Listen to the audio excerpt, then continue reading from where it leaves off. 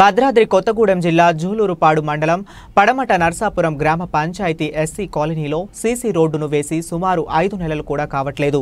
ఇంతలో CC road పగలడం ఆ colony వాసులకు ఆశ్చర్యానికి గురిచేస్తుంది. నాసిరకమైన పనిముట్లను వాడటం వలన ఇలాంటివి జరుగుతుందని సంబంధిత అధికారులను ఎన్నిసార్లు అడిగినా ఎలాంటి స్పందన లేదు. ఖమ్మం నుండి భద్రాచలం హైవే పక్కన ఉన్న గ్రామం కావున సంబంధిత అధికారులపై చర్యలు తీసుకొని గ్రామస్తులకు న్యాయం చేయాలని కోరుతున్నారు.